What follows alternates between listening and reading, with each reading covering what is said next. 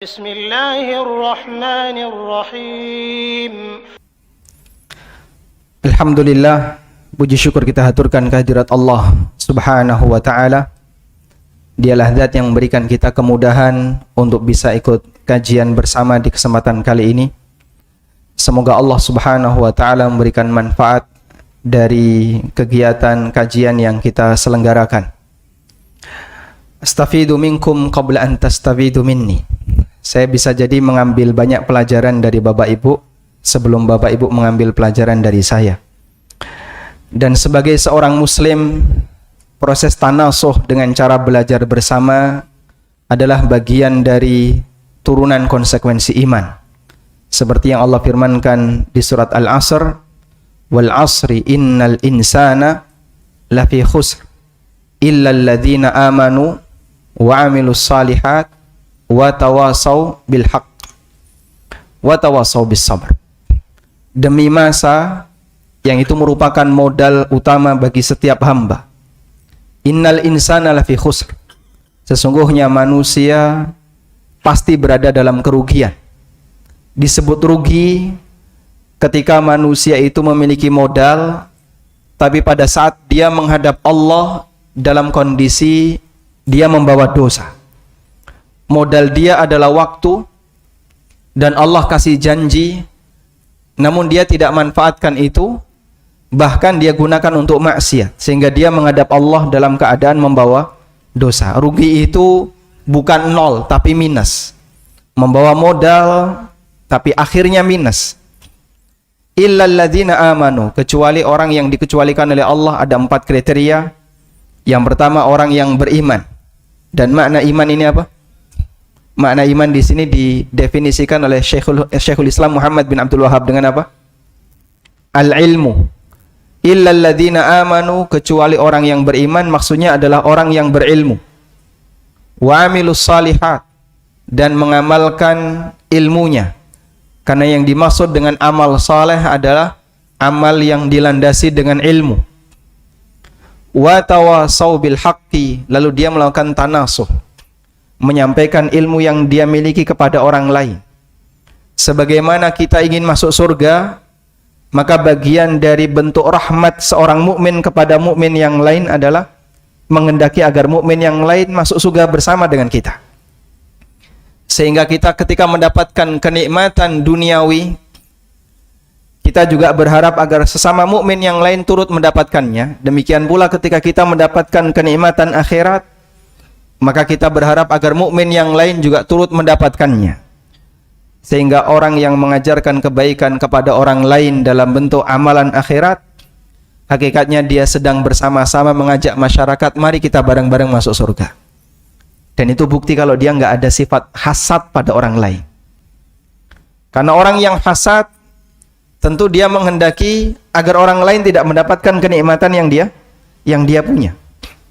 Tapi ketika dia tidak memiliki sifat hasad, maka dia mau berbagi. Orang lain diajak untuk bareng-bareng mendapatkan kenikmatan itu. Karena itulah muallimunan nasal khaira, orang yang mengajarkan kebaikan bagi masyarakat, yaitu para guru ngaji, para dai yang dia menyampaikan kebenaran tentang syariat, memberikan motivasi untuk kembali kepada Al-Quran dan Sunnah, memiliki banyak keutamaan. Sebab manusia semacam ini hakikatnya mereka sedang membagikan nikmat yang dia punya bagi orang lain.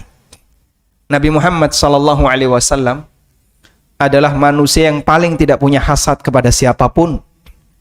Ibarat orang tua kepada anak. Anda sebagai orang tua punya anak yang jauh lebih sukses dibandingkan bapaknya. Hasad nggak bapaknya? Hasad? Nggak hasad ya. Ada orang tua yang anaknya poligami, misalnya ya. Bapaknya hasad nggak? Hasad nggak? Oh, belum dibuktikan ya. Baik. Sehingga ketika anak dia mendapatkan kenikmatan yang jauh lebih gede dibandingkan dirinya, nggak ada orang tua yang merasa hasad.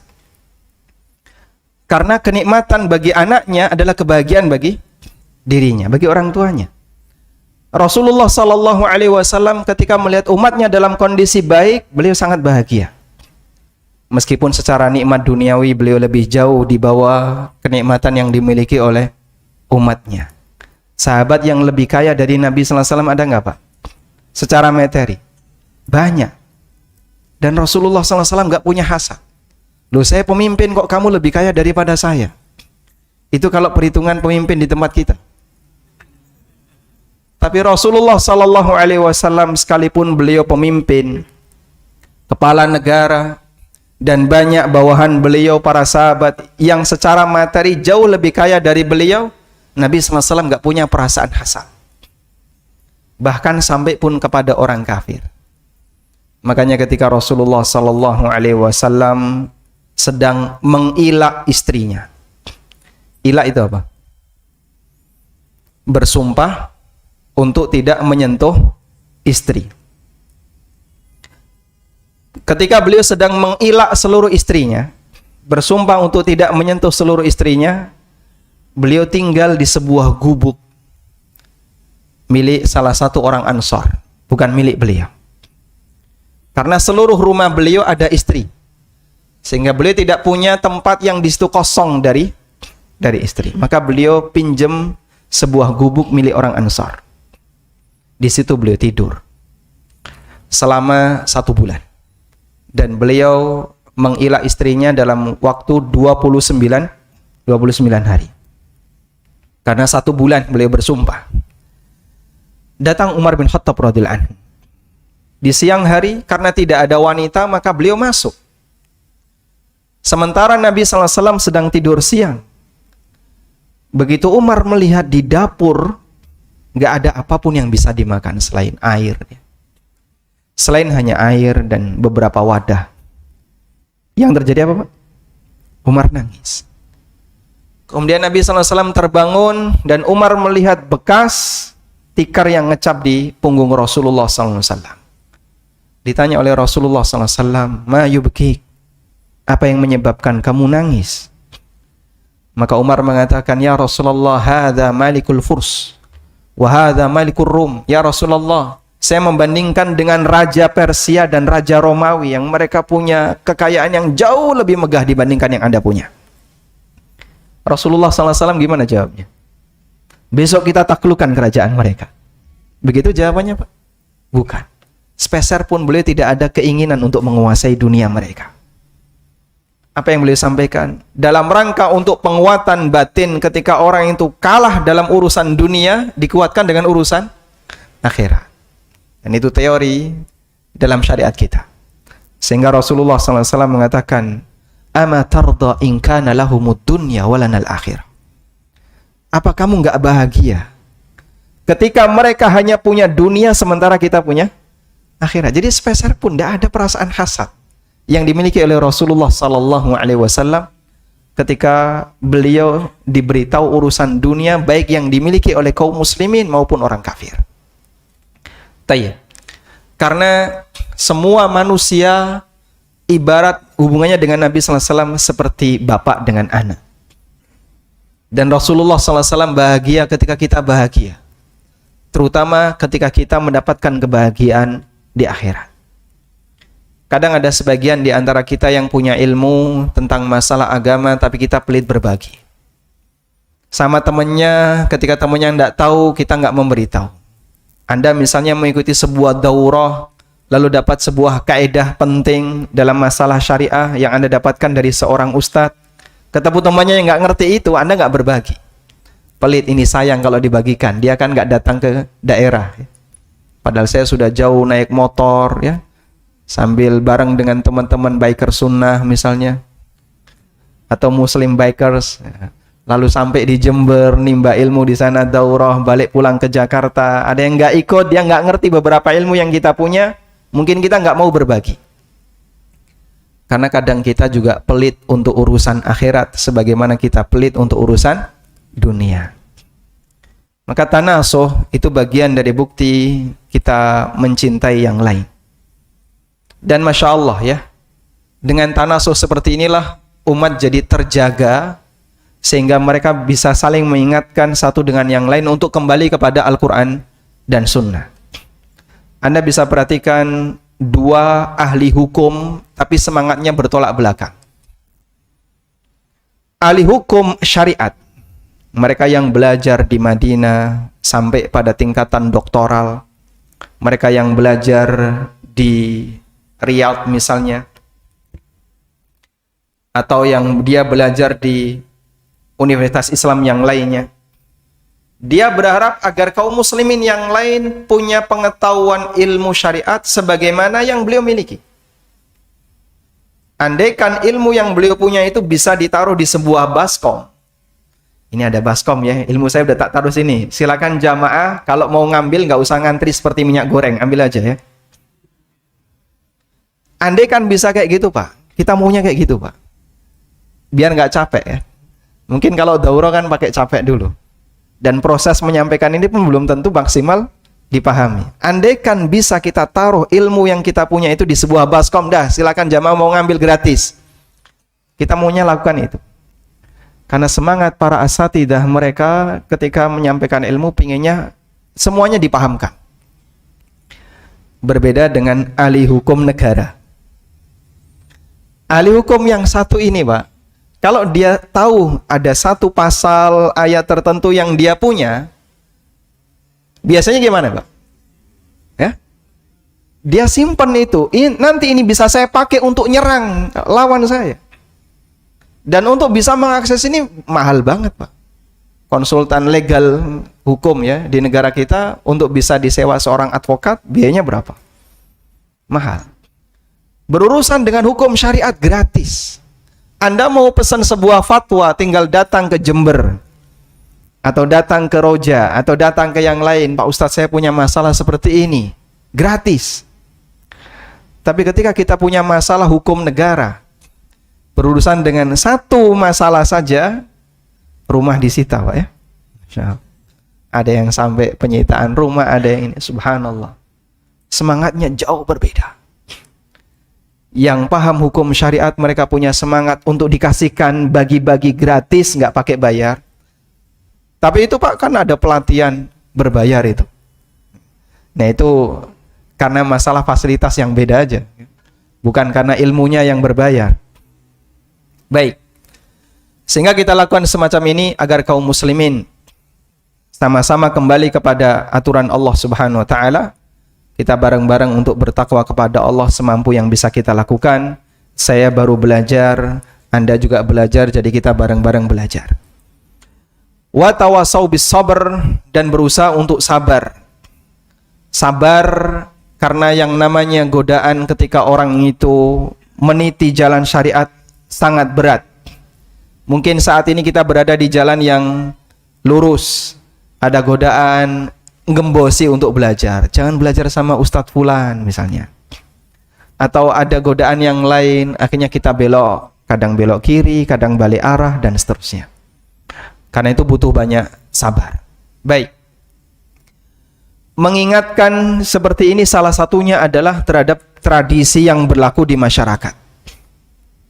Karena salah satu di antara alasan yang disampaikan oleh orang musyrikin ketika mereka menolak dakwah Nabi SAW, mereka mengatakan pada saat mereka diingatkan untuk kembali kepada syariat Allah, inna wajadna aba'ana ala ummatin wa inna ala atharihim muqtadun.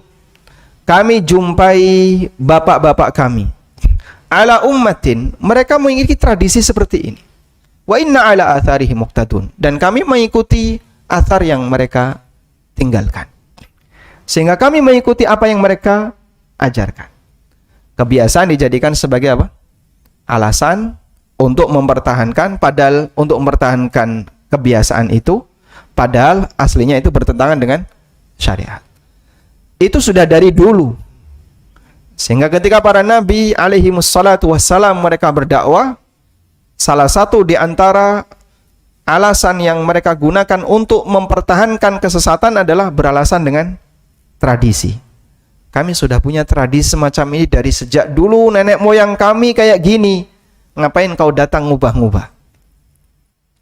Sehingga dianggap sebagai orang yang mengubah kebudayaan, ngubah tradisi, orang yang dianggap memecah belah umat karena menyampaikan sesuatu yang baru yang bikin geger di masyarakat. Dan yang namanya sesuatu yang baru pasti dia bikin ribut di masyarakat. Baru dalam masalah ajaran. Baru dalam urusan dunia, orang itu bisa menerima dengan lapang dada. Ada teknologi apapun, orang kan nggak curiga, Pak ya? Pernah nggak kita mencurigai teknologi?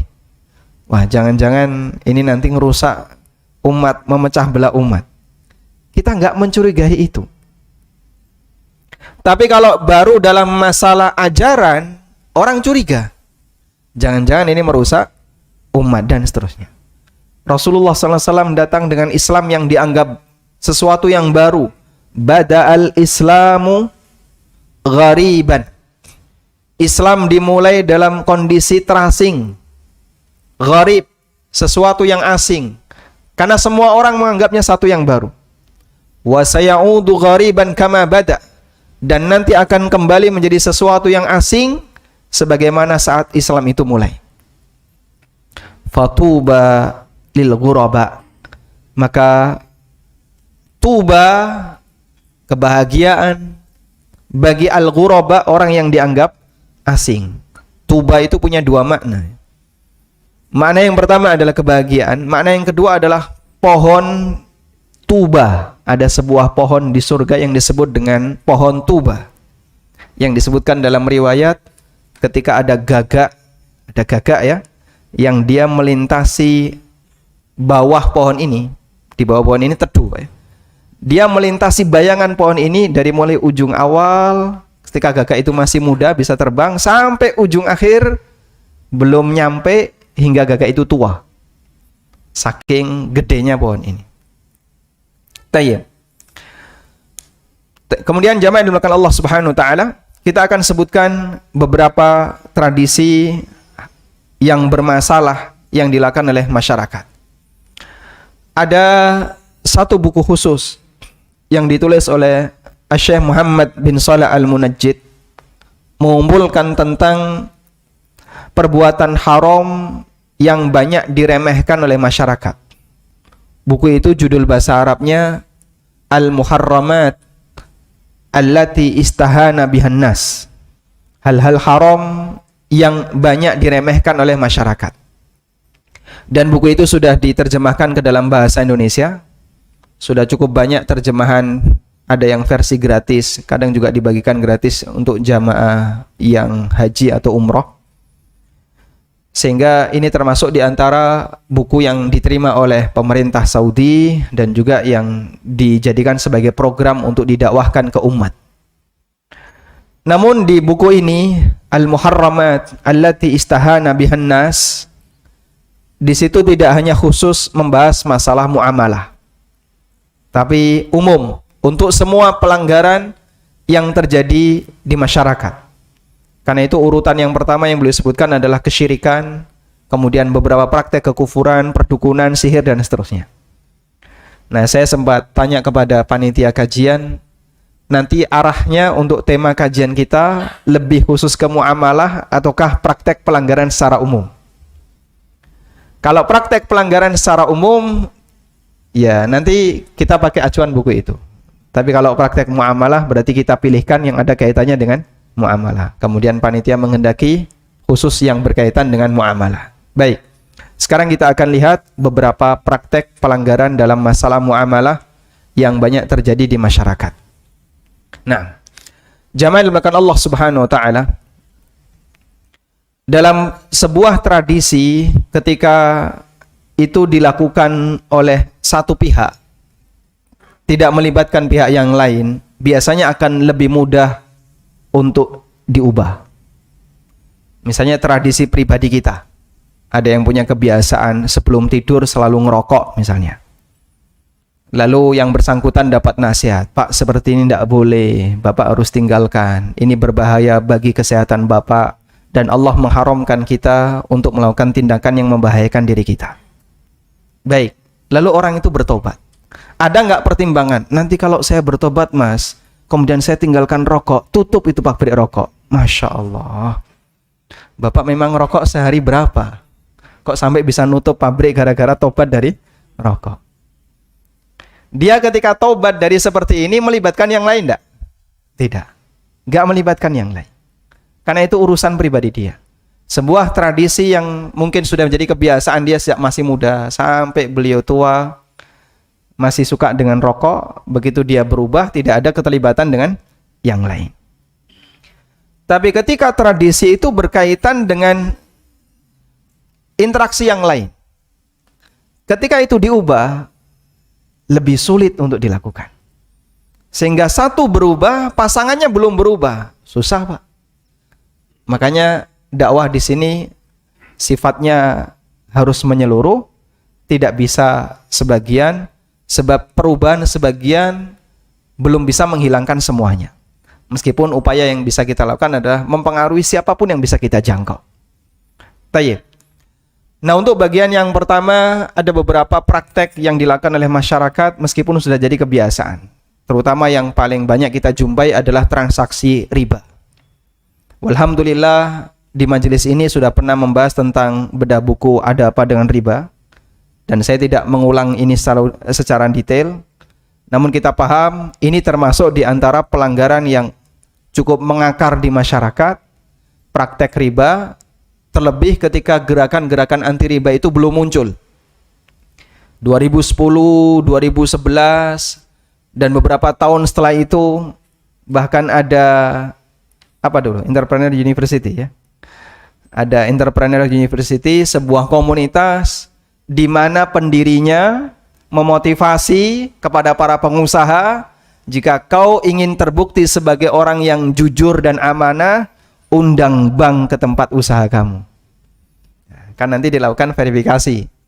Ketika BI checking, Anda lolos sebagai orang yang thiqah, insyaallah ya, lolos sebagai soduk, jujur dan amanah, maka melalui BI checking ini Anda terbukti sebagai orang yang baik. Dulu Bapak Ibu, untuk bisa menilai orang itu jujur ataukah tidak jujur, amanah ataukah tidak amanah, thiqah ataukah tidak thiqah, itu dikembalikan kepada penilaian ulama. Maka ada ulama yang bergelar dengan ulama jar wa ta'dil, yang bisa menilai fulan ini thiqah, hadisnya diterima, fulan soduk, hadisnya bisa dijadikan diterima, nanti statusnya hasan. Fulan ini diterima asal ada tabi, ada riwayat yang lain yang mengiringinya. Itu ulama yang menilai. Belakangan bank yang menilai ya. Masya Allah. Untuk bisa menilai apakah orang ini thiqah atau tidak, pakai apa Pak? BI checking. Subhanallah. Sehingga ada perubahan ya, standar yang terjadi di masyarakat. Karena mereka punya sistem yang sudah mendarah daging. Kalau nggak pakai cara seperti ini, dianggap sebagai pengusaha yang tidak terpercaya. Tayyib. Kembali ke sini. Dakwah anti riba ketika menyebar di masyarakat, perubahan itu sangat masif. Karena ini tidak melibatkan yang lain. Sehingga satu demi satu mereka taubat, mereka sadar, menghindari transaksi riba. Walhamdulillah. Sehingga termasuk di antara dakwah yang cukup ada hasil yang kelihatan ketika gerakan-gerakan anti riba itu banyak bermunculan di masyarakat. Meskipun terus kita akan sampaikan, sebab praktek yang kecil-kecil di masyarakat masih sangat banyak. Apalagi kemudian muncul transaksi emas yang model baru dan itu pakai aplikasi. Jamaah yang dimuliakan Allah, semua transaksi emas yang online bisa dipastikan di situ ada dua kemungkinan. Kalau enggak riba fadl, riba nasi'ah. Semua transaksi emas yang online bisa dipastikan ada dua kemungkinan dan dua-duanya riba. Yang satu riba fadl, yang satu riba nasi'ah. Baik. Yang riba fadl seperti apa, Pak? Seperti ini. Emas itu enggak ada. Dia virtual. Namun setiap uang yang masuk dikonversi dengan kurs emas.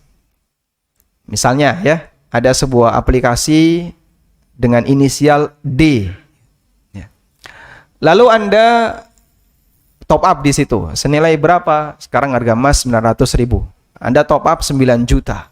Ketika Anda top up 9 juta, langsung terkonversi. Jadilah Anda punya saldo emas senilai 10 gram. Tapi emasnya tidak ada, cuman terkonversi. Tertulis di situ Anda punya saldo emas 10 gram. Sudah? Kemudian sekian waktu ketika Anda membutuhkan pencairan dalam bentuk rupiah, Anda tukarkan itu. Tersimpan 10 gram, Anda tukarkan. Harga emas berikutnya sudah naik jadi 1 juta per gram. Maka ketika Anda top up 9 juta tadi, ketika Anda tarik semuanya, jadi berapa? 10 juta. Kelebihan 1 juta itu duitnya siapa? Yaitu keuntungan yang saya dapatkan. Dari mana, Pak? Karena saya beli emas. Fisiknya mana? Tidak ada. Cuman virtual. Goib emas saya ini. Masya Allah ya. Ternyata praktek perdukunan tidak hanya dalam urusan pawang hujan ya. Termasuk transaksi emas. Fisik emasnya tidak ada. Dan di situ Anda juga tidak ditunjukkan ada fisik emas sekian yang kami simpan, tidak. Karena pengakuan dari mereka yang menjual emas virtual semacam ini, mereka hanya mengkonversi, dari hasil konversi itu pakai kurs harga emas. Lalu cuma tertulis, Anda memiliki sekian puluh gram emas. Konsekuensinya ketika harga emas naik, duit Anda bertambah. Sehingga sebenarnya kan di situ store rupiah, balik rupiah, kemudian ada kelebihan. Setor rupiah, setor uang kartal, balik uang kartal, dan ada kelebihan. Dan ketika itu dilakukan, berarti di situ ada riba fadl. Ada kelebihan. Riba fadl itu riba karena apa? Kelebihan. Ada riba fadl, dan ini hukumnya tidak diperbolehkan. Kita tahu bahwasanya semua kelebihan dari transaksi utang piutang hukumnya haram. Yang kedua adalah kemungkinan yang kedua riba nasi'ah. Riba nasi'ah ini jika fisik emasnya ada. Misalnya, Anda beli emas secara online. Kemudian sekarang top up 9 juta untuk dapat 10 gram. Kapan mau diambil? Nanti ketika diambil dikasih emas. Tapi waktunya terserah konsumen. Mau sekian tahun lagi ketika harga emas naik. Nah, Anda mengambilnya misalnya 2 tahun pasca top up. Dikasihlah emas 10 gram. Dulu waktu beli per gram 900, sekarang begitu Anda dapat emas fisik 10 gram, harga emas sudah 1 juta. Saat Bapak cairkan, dapat duit jadi 10 juta. Sudah? Pelanggarannya apa di sini?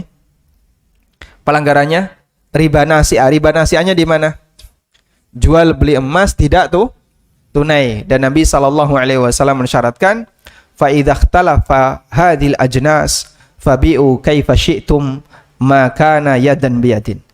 Kalau terjadi perbedaan jenis, yang satu emas, yang satu perak, yang satu uang, yang satu emas, maka silahkan mengasalah harga kaifa syi'tum, sesuai yang kalian kehendaki, madama yadan biyadin, selama itu dilakukan dari tangan ke tangan. Walhamdulillah. Baik. Kemudian kita beralih kepada praktek yang kedua yang menjadi kebiasaan masyarakat tapi tidak ada kaitannya dengan orang lain, yaitu transaksi gharar, di mana orang menggunakan komoditas uang sebagai objeknya. Marak di sekitar kita seperti cryptocurrency, ada cryptocurrency, kemudian ada apalagi forex dengan aneka macam transaksi yang ada, dan itu sudah jadi tren bagi anak-anak muda ya. Mereka selalu berharap bisa dapat duit, sementara nggak perlu ngantor, cukup natap satu benda, yaitu laptop. Udah, yang penting ada internet, nanti kira-kira ini bisa menghasilkan sesuatu. Sehingga dia tidak berkecimpung dalam dunia yang real. Disuruh bisnis real dia nggak mau. Produksi sesuatu yang real, malas ya. Terlalu beresiko. Kalau yang kayak gini, kita kan cuma buka laptop aja. Sudah online, duduk, dia nggak banyak gerak, jadinya bikin anak-anak muda jadi mager ya. Malas gerak. Nah, sebenarnya ada apa di sana? Bapak Ibu yang dimuliakan Allah Subhanahu wa taala, ada dua pernyataan ulama yang menegaskan bahwa mata uang itu tidak boleh dijadikan sebagai objek transaksi. Mata uang tidak boleh dijadikan sebagai objek transaksi. Yang pertama adalah keterangan dari Ibnu Qayyim. Beliau rahimahullah pernah mengatakan bahwa dinar, coba sekarang saya bacakan, dinar dan dirham itu tidak boleh dijadikan sebagai objek dagangan.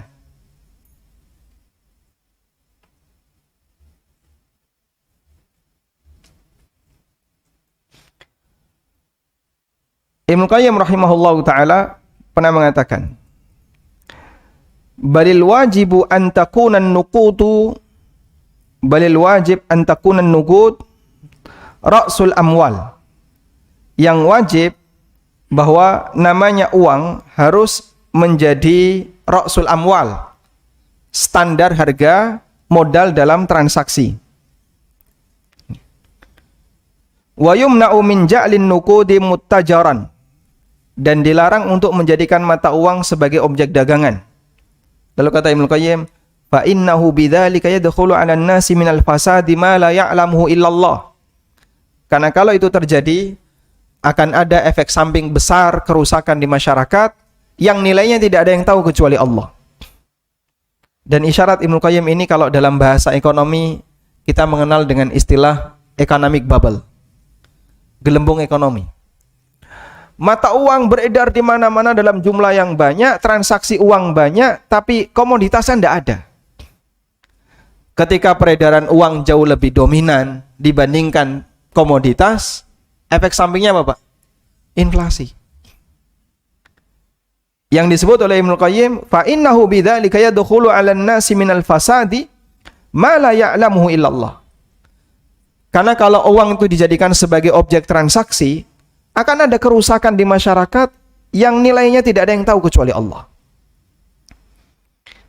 Balil wajibu an takuna nuqudu ru'usa amwalin yutajaru biha wa la yutajaru fiha.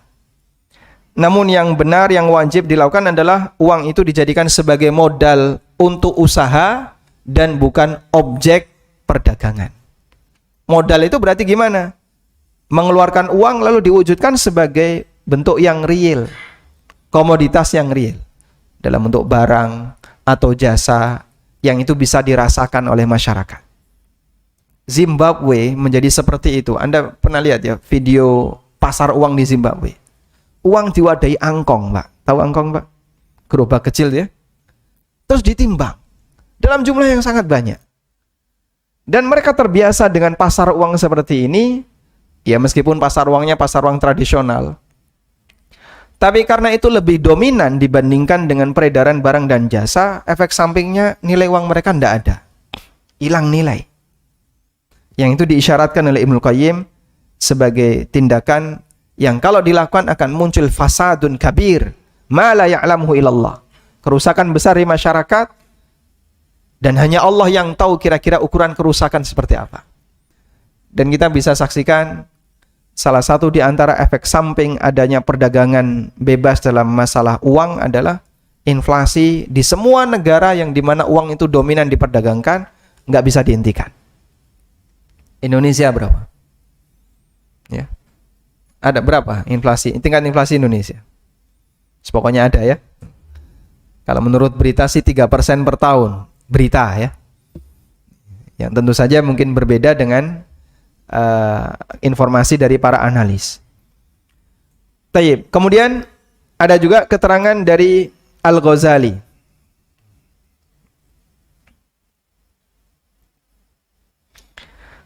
Al-Ghazali menyebutkan li'annahuma khuliqa li ghairihima. Jadi beliau melarang praktek transaksi mata uang dinar dan dirham karena dinar dan dirham itu tercipta li ghairihima, untuk tujuan yang lain, bukan untuk itu. Kita kan bekerja bukan untuk mengumpulkan uang ya, tapi kita bekerja dalam rangka untuk mendapatkan fasilitas hidup yang layak. sehingga Anda bisa makan, bisa punya tempat tinggal, bisa punya fasilitas dalam kehidupan sehari-hari. Bukan untuk mengumpulkan uang. Ada jomblo, dia tidak punya rumah, tidak punya keluarga, kerja selama bertahun-tahun. Kamu ngapain setelah dapat duit? Tak tumpuk aja, Mas. Saya tidur di atas uang. Lah buat apa? Dikasihkan ayam nggak doyan. Tapi ketika Anda gunakan untuk beli beras, Anda gunakan untuk ngontrak rumah atau beli rumah, Anda gunakan untuk membeli jasa tertentu, barulah Anda bisa mendapatkan manfaat. Karena itu kata Al-Ghazali, annahuma khuliqa li ghairihima. Uang itu tercipta bukan untuk tujuan uangnya, tapi untuk yang lain. La li nafsihima, bukan untuk fisiknya. Id la gharda fi ainihima. Karena enggak ada tujuan, tidak ada fungsi untuk uangnya kalau dia tidak bisa dijadikan sebagai alat tukar untuk mendapatkan yang lain. Lalu kata beliau, fa idza tujira fi ainihima faqad ittakhadhaha maqsudan ala khilafi wad'il hikmah. Karena itu apabila uang dijadikan sebagai objek dagangan, berarti orang telah menjadikan uang sebagai alat yang tidak sesuai tujuan dia diciptakan. Ala khilafi wad'il hikmah, dan itu menyalahi hikmah adanya mata uang. Dan beliau sebut sebagai tindakan kezaliman. Sehingga ketika ada orang memperdagangkan mata uang, kalau menurut Ibnu Qayyim ada efek samping la ya'lamhu illallah. Hanya Allah yang tahu seperti apa efek sampingnya. Tapi kalau menurut Al-Ghazali ini tindakan kezaliman karena dia menggunakan sesuatu menyalahi dari hikmah di mana uang itu tercipta. Baik. Dan rata-rata semua praktek yang tadi kita sebutkan, ya, ada kripto, kemudian ada forex dan seterusnya, ini sentralnya ada di mana, Pak? Permainan uang. Sentralnya adalah di permainan uang. Ada nggak underlying objek yang menyertainya? Orang misalnya, Pak, saya mau beli Bitcoin. Ketika dia beli Bitcoin, investasi 100 juta, lalu dia membeli Bitcoin. Dia nggak pakai mining. Dia nggak bisa proses mining. Dia pinginnya hanya beli, kemudian nanti berharap bisa mendapatkan apa? Kelebihan. Saat dia dapat Bitcoin 100 juta, berarti 0,6 sekarang, ya. Karena sekarang 600-an juta. Anggaplah dia dapat 0,6 BTC. Sudah tersimpan dalam dompet wallet yang dia punya, dalam e-wallet yang dia punya. Ketika dia simpan seperti ini, berfungsi untuk apa, Pak, ini, Pak? Berfungsi apa? Apakah taraf hidupnya jadi naik? Apakah kemudian dia bisa mendapatkan sesuatu? Tidak. Sudah? Karena dia beli ini bukan untuk dipakai transaksi. Tapi dipakai apa biasanya? Disimpan, instrumen investasi. Nanti kalau sekiranya dari grafik harga 1 BTC yang nggak karuan itu, kok mengalami ada kenaikan 1 poin. Ada kenaikan 1 poin, dan itu cuma selisih menit. Selisih menit, ya. Kadang misalnya kalau kita ngecek siang hari, itu kan laporan transaksi malam hari. Jam 1.01.00 harganya 629. Nanti jam 1.15 sudah 635. Selisih 5 juta, 6 juta hanya dalam waktu 15 menit. Sehingga selisihnya sangat jauh. Baik, kita adzan dulu. Nah, baik, kita adzan terlebih dahulu, mendengarkan adzan dulu, dan insyaallah akan kita lanjut setelah adzan insyaallah. Wassallallahu ala nabiyyina Muhammadin wa ala alihi wa sahbihi wasallam.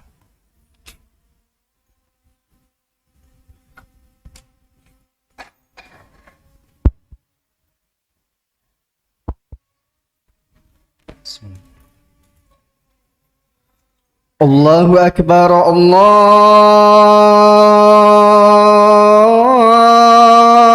Akbar, Allahu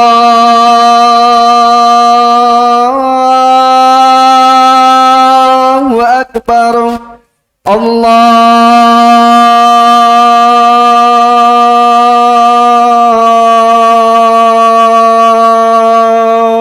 أكبر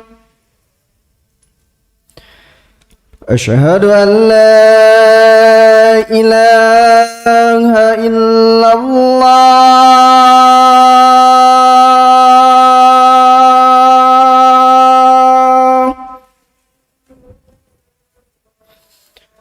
أشهد أن لا إله إلا الله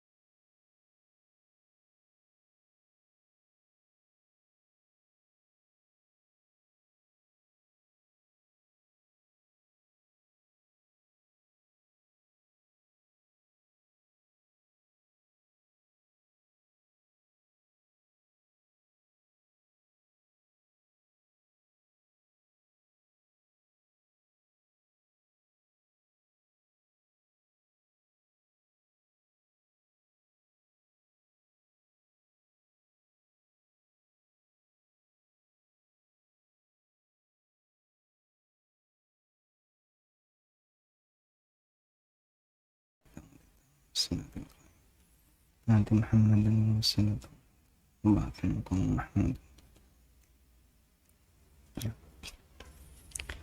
Alhamdulillah wassalatu wassalamu ala Rasulillah wa ala alihi wa sahbihi wa mawalah wa ashhadu an la ilaha illallah wahdahu la syarikalah wa ashhadu anna Muhammadan abduhu wa rasuluh sallallahu alaihi wa ala alihi wa sahbihi wa sallama tasliman katsira.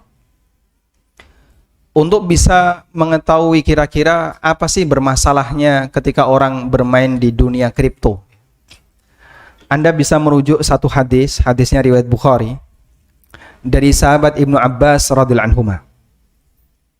Ibnu Abbas mengatakan, "Anna Rasulullah sallallahu alaihi wasallam, Nabi sallallahu alaihi wasallam melarang ayyabi at-ta'am, naha ayyabi at-ta'am hatta yastawfiyah."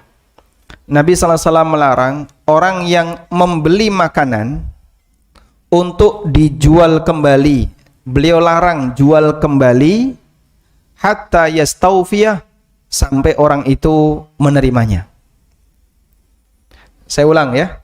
Rasulullah sallallahu alaihi wasallam melarang ketika orang membeli makanan, dia tidak boleh menjual kembali hatta yastawfiyah, sampai dia sudah menerimanya, sampai dilakukan istifa. Yang dimaksud dengan istifa adalah menerima barang itu dan sudah dipindahkan ke tempatnya. Tawus sebagai murid Ibnu Abbas yang meriwayatkan hadis ini bertanya kepada Ibnu Abbas, kenapa sih kok nggak boleh?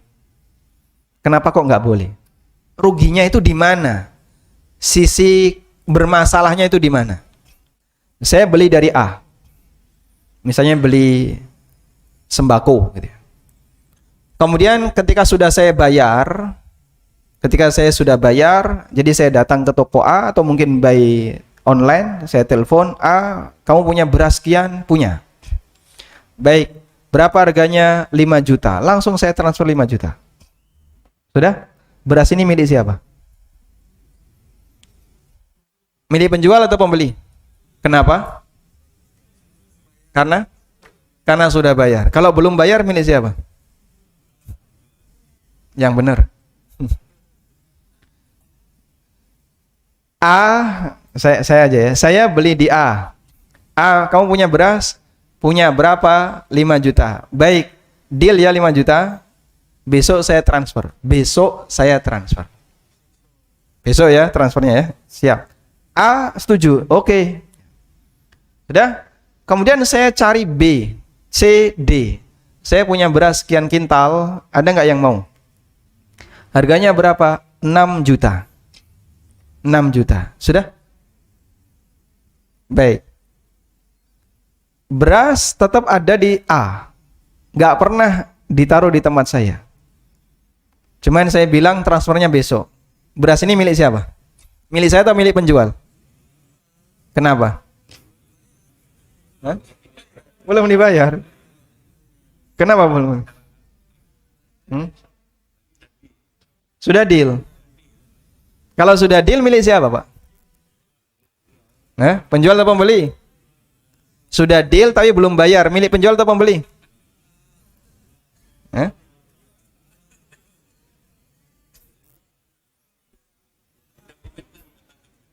Jawabannya ada di sini ya. Ada yang sudah baca buku ini? Pengantar fikih jual beli sudah banyak? Belum? Belum baca ya? Sudah baca tapi lupa halamannya.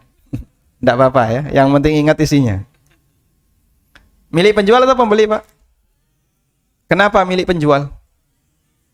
Kalau belum bayar, apakah belum pindah hak milik? Baik. Jawabannya milik pembeli. Loh kok bisa? Karena sudah akad.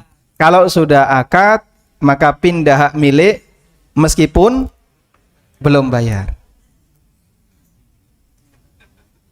Kok bisa, Pak? Karena bukan syarat perpindahan kepemilikan itu setelah pembayaran. Pembayaran itu serah terima alat tukarnya. Dan objeknya bisa menyusul serah terimanya. Sehingga akad dengan takobut ini dua hal yang berbeda. Kita belum pernah ya bedah buku seperti ini. Belum ya. Yang riba yang sudah ya. Nah, tayyib. Mungkin nanti bisa dipelajari sendiri ya. Gak perlu nunggu saya datang kan. Nah, jadi orang bisa mendapatkan sesuatu hanya dengan akad. Dalilnya apa, Pak? Dalilnya cukup banyak tentang ini. Suatu ketika Rasulullah Sallallahu Alaihi Wasallam pernah melakukan perjalanan. Ketika beliau pulang, karena beliau pemimpin rombongan dan pemimpin rombongan itu paling belakang kalau dulu ya. Sebab bisa menyisir barangkali ada anggota rombongannya yang telat. Pada saat perjalanan pulang, ontanya Jabir itu kelelahan sehingga jalannya paling lambat. Hatta uridu an usayyibah. Sampai kata Jabir, saya punya keinginan untuk melepas onta ini. Sudah tak turun saja tak lepas. Itu namanya onta saibah. Hatta uridu an usayyibah. Sampai saya ingin melepas onta ini. Falakiyani Rasulullah SAW. Kemudian aku ketemu Rasulullah SAW. Lalu beliau fadarabahu wa da'alahu. Beliau menepuk onta itu sambil didoakan. Fasara bisairin lam yasir mislahu. Akhirnya onta ini bisa jalan cepat, belum pernah secepat ini, bahkan mendahului yang lain. Sehingga yang awalnya sudah mulai mogok, ditepuk gitu, langsung bisa jalan cepat. Nanti bisa dipraktikkan ya. Motor mogok itu. Ditepuk fasara bisairin lam yasir mislah. Tayyib. Lalu Nabi SAW meminta kepada Jabir, bi'nihi biwukiyah. Jual ontamu dengan harga 1 ukiyah. Jabir nggak mau lah. Kemudian Nabi sallallahu alaihi wasallam tetap meminta, "Bi'nihi bi uqiyah." Jual dengan harga 1 uqiyah. Fabi'tuhu wastathnaitu humlanahu ila ahli. Aku pun menjualnya kepada Nabi sallallahu alaihi wasallam dengan harga 1 uqiyah. 1 uqiyah itu sama dengan 4 dinar. Itu harga onta di masa silam. Anda bisa konversi ya. Kalau pakai rupiah berapa? 1 uqiyah sama dengan 4 dinar. Nah, setelah sampai di Madinah, onta itu kan masih di bawah Jabir ya. Setelah sampai di Madinah, onta diantarkan kepada Rasulullah SAW. Kemudian Nabi SAW wa naqadani thamanah, dan beliau membayar harga dari onta itu 1 uqiyah. Ini dalil bahasanya sudah terjadi perpindahan hak milik sejak kapan? Sejak akad. Apa buktinya? Jabir minta izin kepada Nabi sallallahu alaihi wasallam untuk memakainya ketika beliau di perjalanan. Andai kan itu masih milik Jabir, kan tidak perlu minta izin. Wastathnaitu humlanahu ila ahli. Aku minta izin agar tetap menggunakan ini sampai ke rumah. Sehingga selesai transaksi, Jabir minta izin untuk tetap memakainya. Baik, itu dalil kalau sudah akad berarti sudah terjadi perpindahan hak milik, meskipun belum diserahkan, meskipun belum dibayar, karena bayarnya juga di Madinah. Paham insyaallah?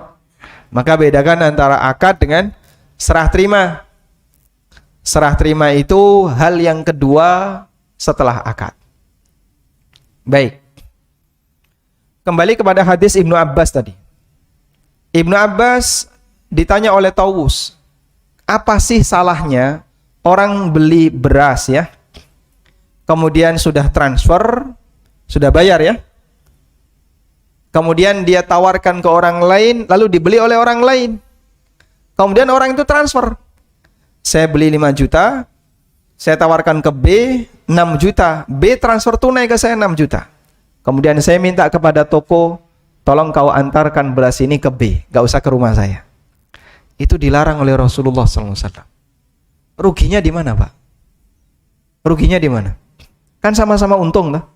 Saya untung sehingga saya tidak perlu armada untuk ngantar beras itu ke B, dan A juga untung karena dia sudah mendapatkan uang 5 juta di depan dan tinggal ngantar di 1 titik, tidak perlu 2 kali. Tapi di situ dilarang oleh Nabi sallallahu alaihi wasallam. Tawus sebagai perawi hadis bingung. Kaifa dzak? Kenapa kok enggak boleh? Apa kata Ibnu Abbas? Dzaka darahim bid-darahim wa ta'amu murja. Karena hakikatnya itu adalah duit ditukar dengan duit. Sementara bahan makanannya tertunda. Sehingga kalau Anda nge-zoom saya kalau di zoom kan tetap saya ya. Kalau Anda lihat transaksi yang terjadi pada diri saya keluar 5, masuk 6, gitu kan? Saya mengeluarkan 5 juta, masuk 6. Dan saat terjadi proses perpindahan uang ini, keluar uang, masuk uang, tidak ada underlying barang apapun yang menyertainya. Gak ada komoditas yang menyertainya. Gak ada underlyingnya. Itu kata Ibnu Abbas. Karena hakikatnya adalah uang ditukar dengan uang, sementara bahan makanannya tertunda. Maka kalau terjadi seperti itu, hakikat transaksi apapun, tidak ada underlying barang real yang terjadi, hakikatnya adalah duit ditukar dengan duit. Orang investasi 100 juta. 100 juta dia keluarkan, dapat 0,6 BTC. Dia tunggu sekian jam lagi lepas, dapat 110 juta misalnya. Dapat 110 juta. Keluar 100 juta, dapat 110 juta. Uang dengan uang ditukar. Kemudian di situ ada kelebihan. Kelebihan ini duitnya siapa, Pak? Hah? Duit siapa? Duit siapa, Pak? Kan dia tidak pernah menerima komoditas tertentu. Nah, itu Bitcoin bukannya komoditas. Baik, Bitcoin itu komoditas apa? Apakah itu komoditas jasa sebagaimana pulsa? Ada orang beli pulsa ya. Pulsa sudah masuk di tempat saya. Oke, silakan dicek. Cek. Ada. Selanjutnya dia mau pakai apa ini? Untuk jasa komunikasi, internet dan seterusnya. Bisa dipakai. Bitcoin sudah masuk, bisa dipakai apa? Ya? Bisa dipakai belanja, Pak. Berarti kan uang juga kalau dipakai belanja. Duit ditukar dengan duit. Kemudian dia mendapatkan keuntungan. Meskipun para pemain kripto itu sepakat bahwa kripto itu bukan uang. Bukan sepakat ya. Mereka sudah mau mengakui kalau ini bukan uang. Sebab salah satu di antara syarat uang, dia harus stabil. Syarat uang itu harus stabil. Tapi fluktuasinya nggak karuan. Fluktuasi kayak gini kalau mau dijadikan sebagai uang, nggak bisa. Syekh Abdullah bin Mani, salah satu anggota Hay'ah Kibar Ulama, beliau menyebutkan untuk bisa disebut uang syaratnya ada 3. Secara syar'i untuk bisa disebut uang syaratnya ada 3. Yang pertama, dia bisa menjadi mi'yarus tsaman, standar harga. Dan yang namanya standar harga, dia harus stabil. Kaidah ini disampaikan oleh Syekhul Islam. Uang tidak boleh sesuatu yang sangat fluktuatif, tidak boleh. Harus stabil, relatif sama. 10.000 sekarang dengan 10.000 kemarin sama atau beda, Pak? Sama ya. Ya kita tidak bicara tahunan. Kita bicara relatif sama, berarti kurang lebih di angka waktu yang berdekatan. 10.000 hari ini, Jumat tanggal sekian, dengan Jumat kemarin, sama atau beda? Sama. Di sekitar kita masih sama. Anda beli sate Padang misalnya. Berapa harga sate Padang? 20.000. Sudah? Antara bulan ini dengan bulan kemarin sama? Menunjukkan kalau ini standar. Masih sama dia. Baik. Tapi kalau Bitcoin, Pak, bisa nggak dipakai kayak gini? Ini HP harganya 0,1 BTC. 0,1 Bitcoin selisih 15 menit sudah berubah sekian juta.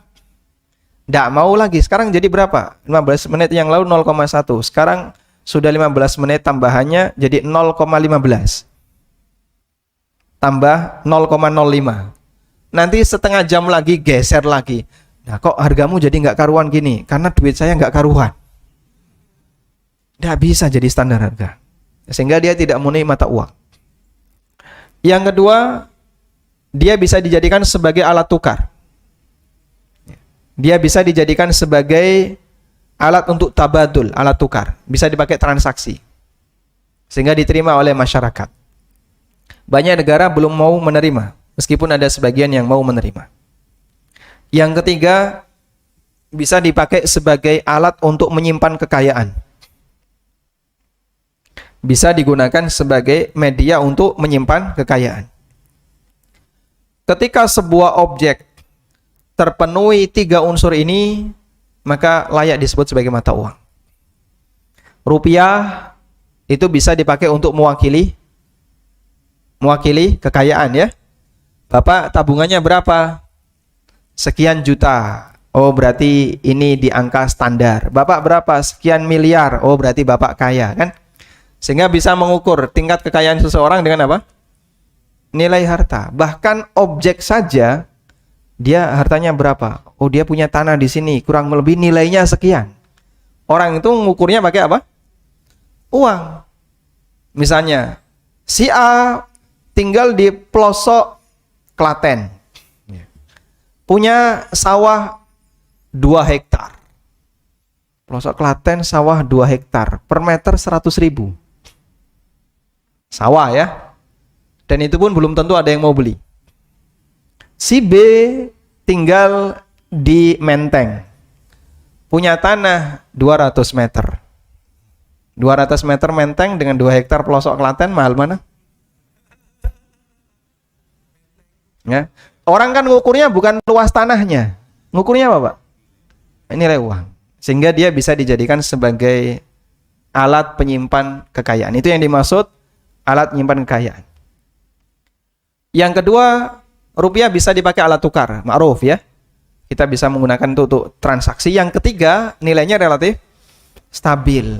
Ada yang protes, oh enggak, rupiah itu fluktuatif.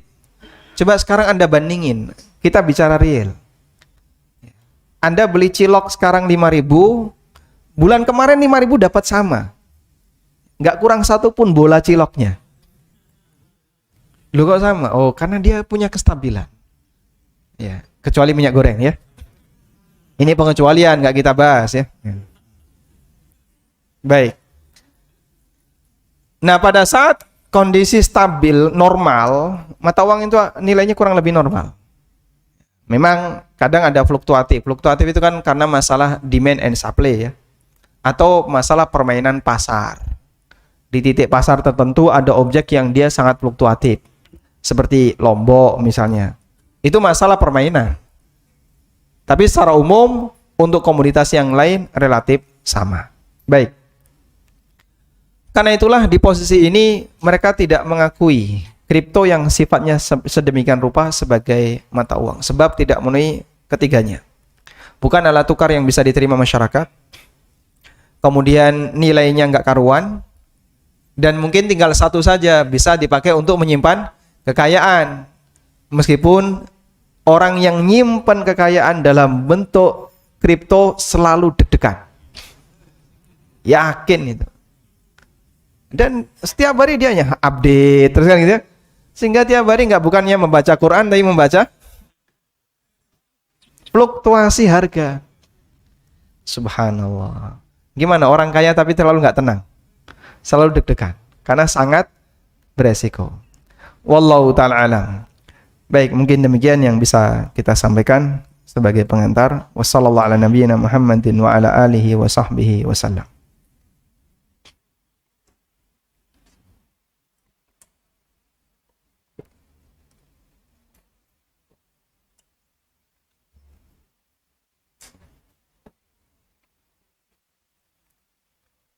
Cukup?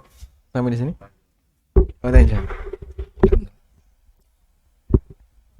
Langsung atau melalui kertas biasanya? Kita buka sesi tanya jawab. Pertanyaan. Baik, Ya, kita dahulukan yang dekat dulu ya, silakan.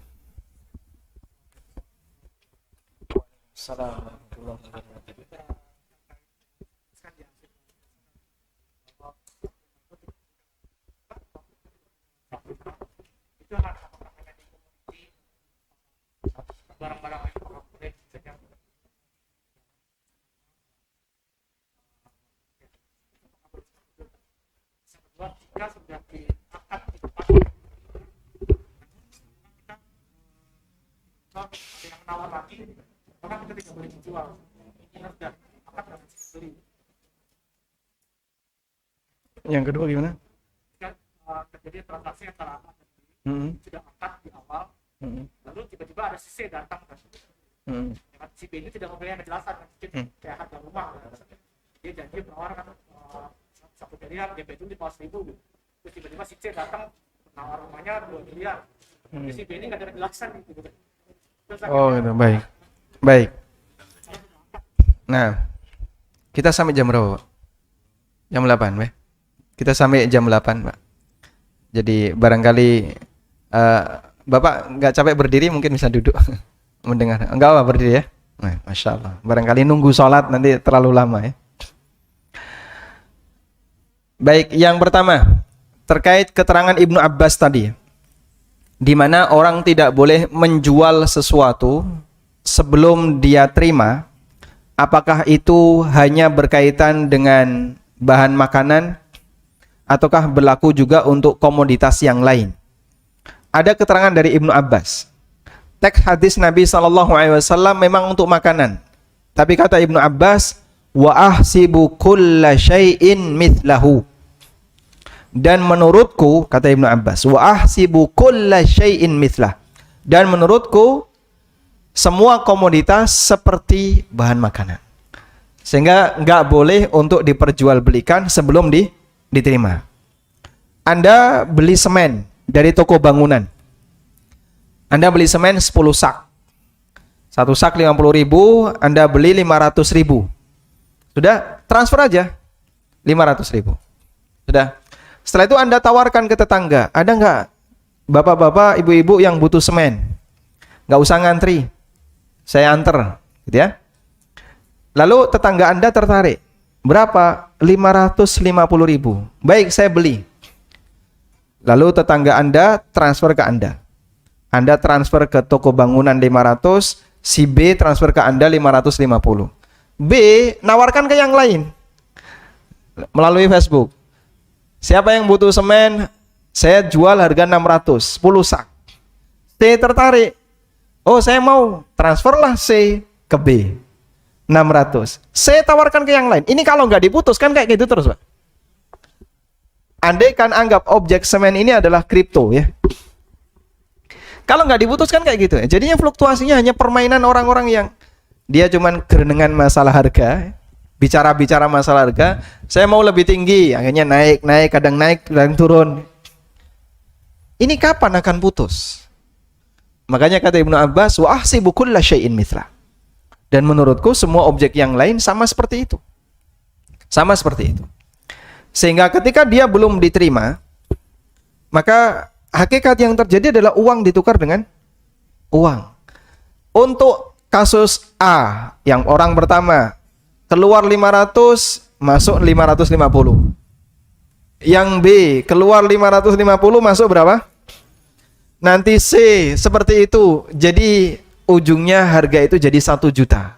Yang awalnya 500. Kenaikan bertambah karena orang ingin nyari untung dengan permainan uang tadi. Itulah yang disebut economic bubble tadi ya.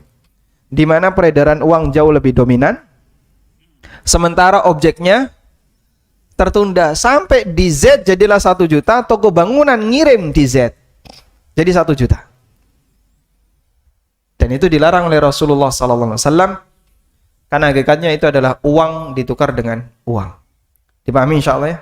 Baik. Sekarang pertanyaan yang kedua. Saya jual properti. Harga 500 juta. Sudah? Si A tertarik. Lalu dia ngasih DP 500.000. Baik. Kemudian A, kita deal ya, 500 juta Pak ya? Deal 500 juta. Baik, ini DP dulu 500.000. Saya minta waktu, nanti saya akan konsultasi dengan keluarga. Saya akan bicarakan dengan keluarga. Saya minta waktu 1 bulan. Lalu saya minta jangan lama-lama Pak. Nanti kita lanjutkan 15 hari lagi dari tanggal sekarang. Oke, 15 hari lagi. Sudah? Deal di 15 hari lagi. Selama rentang waktu 15 hari lagi ini disebut dengan khiyar syarat. Disebut dengan hak khiyar syarat. Dan di rentang hak khiyar syarat, saya tidak diizinkan untuk menawarkan ke siapapun. Kalau saya menawarkan ke yang lain, maka saya melanggar perjanjian. Baik. Kemudian di tanggal 15, kalau si A nggak melanjutkan, 500.000 hangus. Jadi milik saya. DP tadi total jadi milik saya. Kok bisa Pak? Si A kan berarti nggak dapat apa-apa. Ya, dia nggak dapat apa-apa, tapi dia sudah dapat menahan posisi saya sehingga saya tidak boleh menawarkan objek itu ke orang lain selama 15 hari. Sudah? Dia menguasai objek itu dalam bentuk menahan untuk tidak kita tawarkan ke yang lain selama 15 hari. Nah, saya mengambil 500.000 tadi, 500.000 tadi ya, sebagai DP disebut dengan urbun. Dan jumhur ulama membolehkan jual beli urbun. Jual beli urbun itu menerima DP. Dan sebagai konsekuensinya nanti akan hangus apabila konsumen tidak melanjutkan. Paham ya? Walhamdulillah. Nah, selanjutnya. Silakan. Oh, hadiah. Ya. Barakallahu fikum. Ustaz, kita bacakan pertanyaan dulu. Ya. Kalau kita melakukan investasi barang, tapi kita tidak pernah lihat fisik barangnya, apakah keuntungan yang kita terima termasuk riba? Contoh, invest 60 juta per bulan dapat keuntungan 5 juta. Pertanyaannya, apakah yang 5 juta itu riba? 5 jutanya per bulan flat. Iya. Iya, flat. Baik. Kalau kita invest, misalnya Anda di Jakarta invest ke Jogja ya. Anda punya kawan A di Jogja. Anda invest 100 juta, kirim ke Jogja. Lalu oleh A diwujudkan dalam bentuk kambing kurban. Sekian ekor.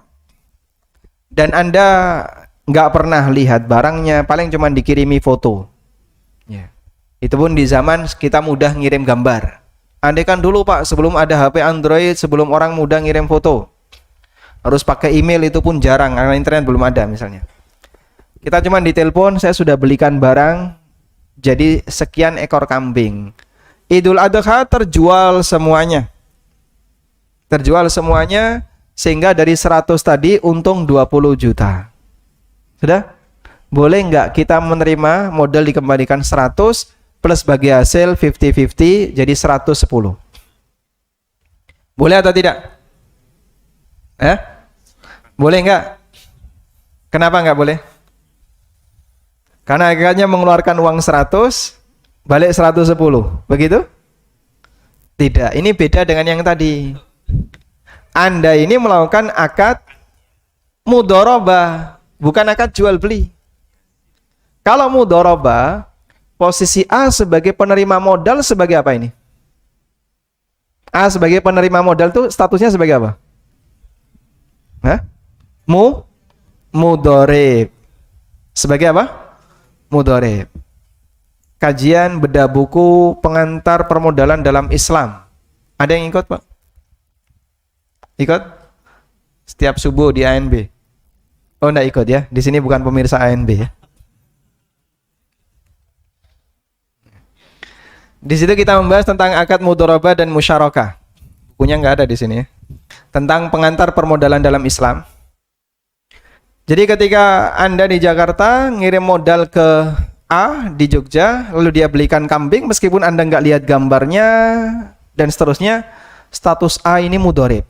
Nah, mudharib itu adalah wakil dari sahibul mal. Karena akad mudharabah itu masuk dalam kategori akad amanah. Karena itu insya Allah tidak masalah. Sebab posisi A adalah sama dengan Anda. Karena A mewakili Anda. Ada keuntungan tidak apa-apa. Nah, cuman yang jadi masalah, keuntungan itu tidak boleh flat.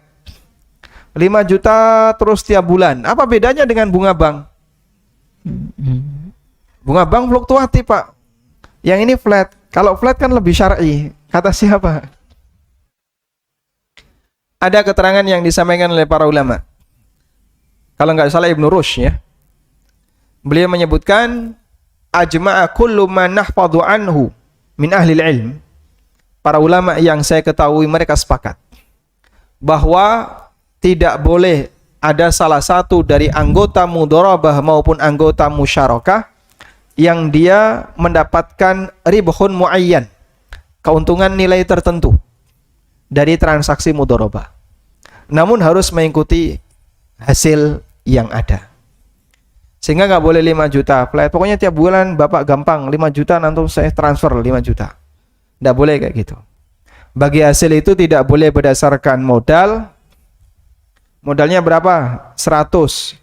Bagi hasilnya berapa? 5% dari 100 juta. Itu kan 5 juta terus ya. Nggak boleh. Dan juga nggak boleh angka tertentu. Anda aman pokoknya nanti pasti keluar 5 juta per bulan. Nggak boleh. Hasilnya berapa? Ini sekian persen, ini sekian persen. Sehingga dia akan mengalami fluktuasi tergantung dari nilai hasil. Wallahu a'lam. Masya Allah. Waalaikumsalam warahmatullahi wabarakatuh.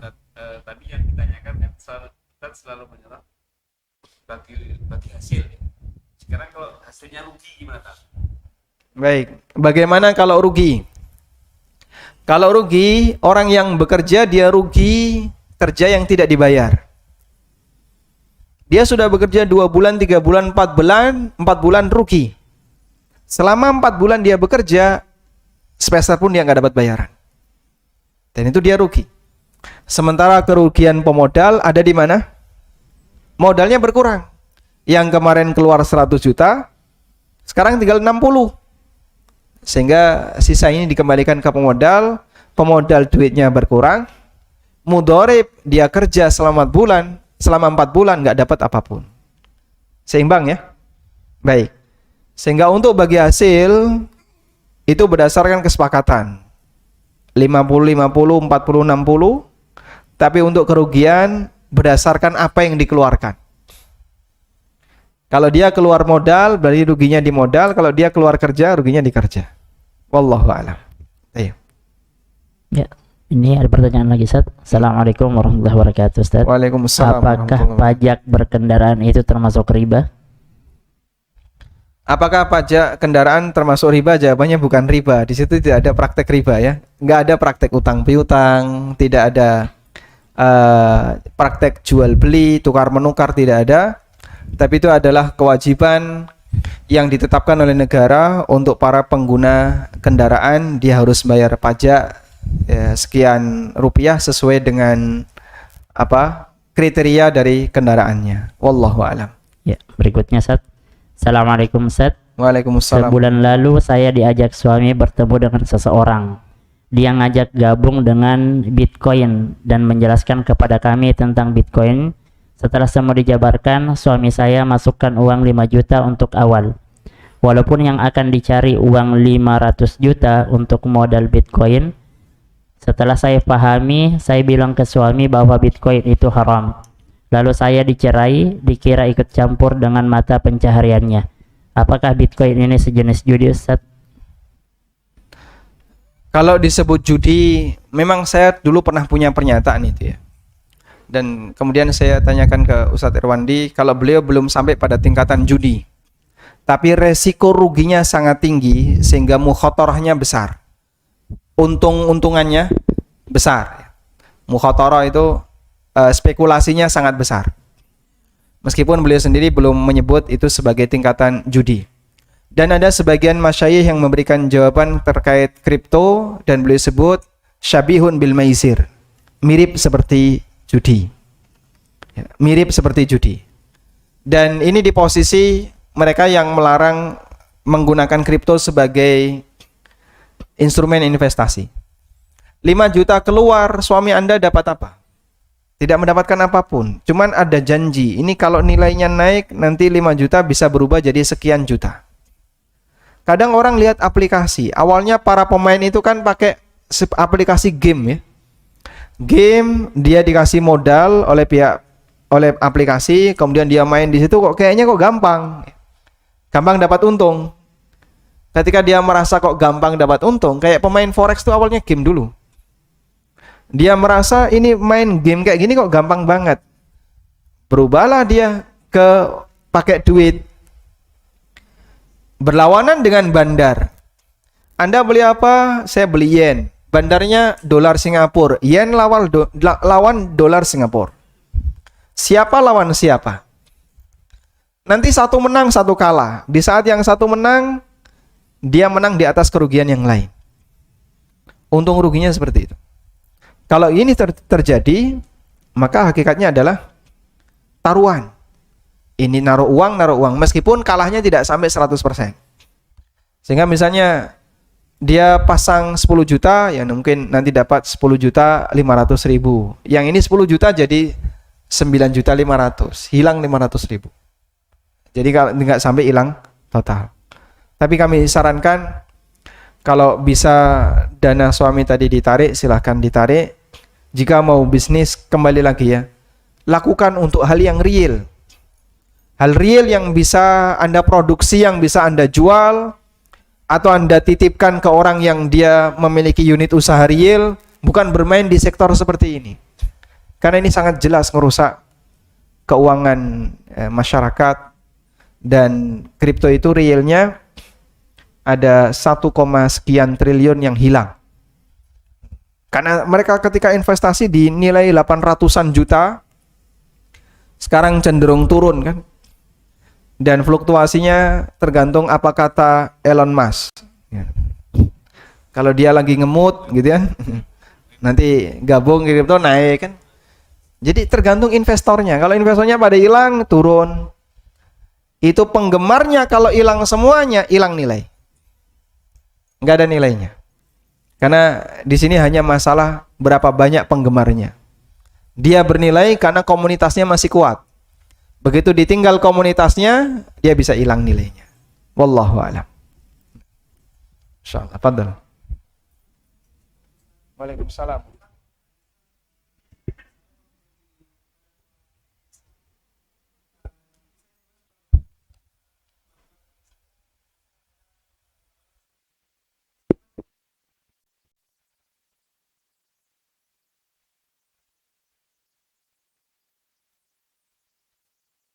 Di masa Anda setelah dapat konsumen, Antum melemparkan ke marketing, bantu memasarkan. Anda karyawan di developernya, di pengolahnya. Jadi ini memang di luar tugas ya. Diperbolehkan oleh perusahaan. Baik. Insya Allah untuk jasa pemasaran, Ibnu Abbas membolehkan, Muhammad bin Sirin punya pernyataan yang membolehkan hal itu sebagaimana diriwayatkan oleh Bukhari, la ba'sa ayyakula bi'hadha thawba famazada ala kadha wa kadha fawwalak. Tidak masalah orang mengatakan tolong jualkan barang ini, lebih dari nilai sekian untungnya milik kamu. Au baini wa bainak, atau di antara kita berdua, kita bagi dua, atau pakai komisi sekian persen, hukumnya diperbolehkan. Cuman yang perlu diwaspadai adalah kita ketika memasarkan sebuah produk tidak boleh memberikan rekomendasi sekalian untuk kreditnya melalui bank misalnya. Nah, biasanya marketing terbenturnya di situ. Tapi kalau Anda tidak tahu sama sekali bagaimana metode orang ini bayar, sehingga setelah Anda dapat konsumen, Anda lemparkan ke marketing, kemudian dilanjutkan oleh marketing, dan Anda sudah lepas tangan, maka insya Allah yang saya pahami, fee ketika mendapatkan konsumen itu berhak untuk Anda miliki. Wallahu a'lam. Nah, baik. Ini berikutnya, Ustaz. Assalamualaikum, Ustaz. Waalaikumsalam Afwan, warahmatullahi. apakah dalam hukum fikih ada istilah wakaf temporer, di mana orang yang berwakaf uang atau emas bisa diambil kembali uang atau emasnya dalam waktu tertentu? Misal dalam waktu 2-3 tahun bisa diambil lagi. Wakaf uang atau emas tersebut dikelola oleh lembaga wakaf menjadi wakaf produktif untuk UMKM. Pada saat UMKM tersebut mendapatkan profit per tahun, maka pemberi wakaf mendapatkan bagi hasil berdasarkan kesepakatan dengan lembaga wakaf di awal, misal 40%. Pertanyaannya, apakah wakaf temporer ini halal atau boleh dijalankan menurut syariat Islam? Apakah halal atau boleh UMKM yang menerima dana wakaf temporer dalam menjalankan bisnis usahanya? Syukran, jazakumullah khair. Jazakumullah khairan. Wakaf temporer itu disebut dengan wakaf muakkad. Wakaf yang dibatasi dengan waktu tertentu. Dan dalam ensiklopedia fikih Al-Mawsu'ah Al-Fiqhiyah disebutkan bahwasanya ulama berbeda pendapat terkait hukum wakaf temporer. Saya bacakan sebentar di sini ya. Ikhtalafal fuqaha'u fi ta'qitil waqfi. Ulama berbeda pendapat tentang memberikan batas waktu untuk wakaf. Gambaran wakaf temporer itu kayak gini ya. Ada sebuah kantor yang di situ kosong, mungkin bisa dilepaskan. Kantor itu tidak ada musolanya. Satu sekian gedung ini nggak ada musola. Lalu Anda membeli sebuah apartemen di gedung itu. Kemudian tak dijebol semua, kosong, nggak ada skat-skatnya, tinggal sebuah toilet sama tempat wudhu. Baik, sekarang kaum muslimin yang mau sholat silahkan pakai ini. Selama saya belum pindah dari kota ini. Ya, sehingga dia tinggal di situ, punya apartemen yang lain, tapi dia punya apartemen yang kedua, dan beliau kasih kebebasan bagi masyarakat, silahkan mau pakai silahkan. Dipakai musola. Dalam rentang waktu misalnya 10 tahun, 10 tahun silahkan dipakai. Karena 10 tahun lagi saya mau pindah kota, ini akan saya jual. Itu namanya ta'kid al-waqaf. Memberikan batasan waktu untuk wakaf. Fa dhahaba al-Hanafiyah, Syafi'iyah fi sahih indahum al-Hanabilah fi ahadil wajhaini ila anna al-waqfa la yuqbalu ta'kid. Menurut Hanafiyah dan Syafi'iyah menurut pendapat yang sahih, serta Hanabilah, mazhab Hambali, dalam salah satu pendapatnya, mereka mengatakan bahwasanya wakaf tidak boleh dibatasi waktu. Wala yakunu illa mu'abbadan. Wakaf itu hanya boleh untuk selamanya. Sehingga kalau ruangan ini Bapak wakafkan ya, selamanya jadi wakaf. Dia nggak boleh berubah status. Yang awalnya wakaf, ini silakan dipakai selama 10 tahun, saya wakafkan 10 tahun. Nanti setelah itu saya mau jual, itu tidak boleh. Baik, ini menurut pendapat yang tadi kita sampaikan. Wa dhahabal malikiyah wasyafi'iyah fi ba'dil qaul wal hanabila 'ala al-wajhil akhar. Sementara menurut Malikiyah dan Syafi'iyah dalam pendapat yang lain, dan Hambali di pendapat yang lain juga, ila jawazi ta'kitil waqfi, bolehnya wakaf temporer.